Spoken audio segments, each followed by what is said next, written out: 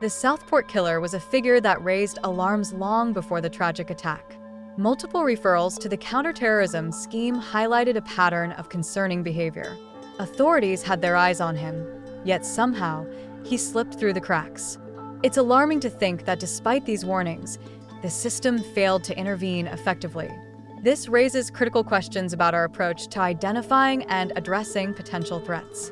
How many more red flags must be ignored before we take decisive action? The balance between civil liberties and public safety is delicate, but in this case, it seems we prioritize the former at the expense of the latter. The consequences are devastating, and we must learn from this to prevent future tragedies.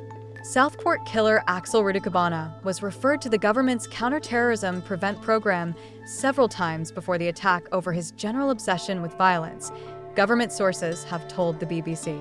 On Monday, the 18-year-old admitted stabbing 3 young girls to death in July last year at a Taylor Swift-themed dance class.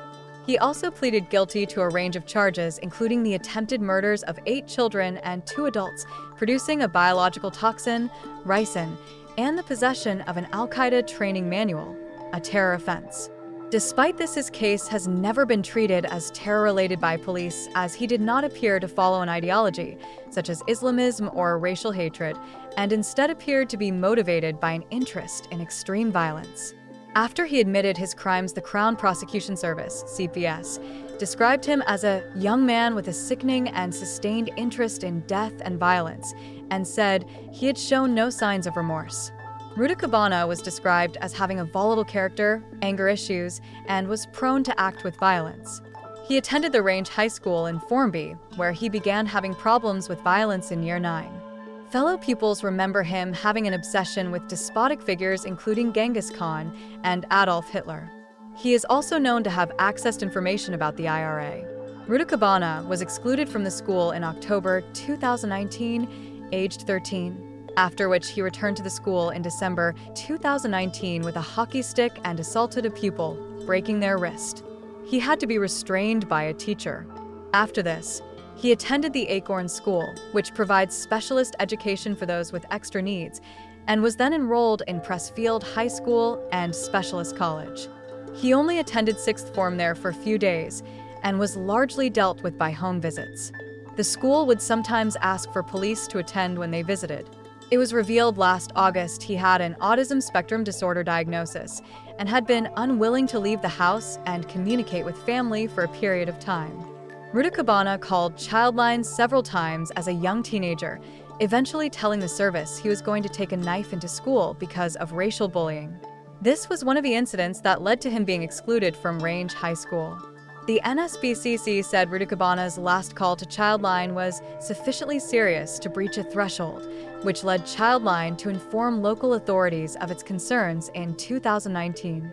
An NSBCC spokesperson said the attack was a tragedy and said it was vital that any review that follows the court case examines all the circumstances and reasons which contributed to this terrible attack to ensure similar tragedies can be stopped in the future. Rudakabana was born in Cardiff to Rwandan parents in 2006 and moved to the Southport area in 2013. He took acting classes at the Pauline Cork Academy and appeared in a promotional video for BBC Children in Need in 2018, which has since said it had no affiliation with him. The BBC removed the video from its websites in the wake of the Southport attack. Neighbours on the street where he and his family lived in Banks, West Lancashire, about 6 miles, 9 kilometres, from Southport, have told the BBC that the police visited the home on several occasions in the months leading up to the Southport attack. On the day of the attack, a doorbell camera caught him pacing outside of his family home before catching a taxi to the dance studio where he would carry out the stabbings.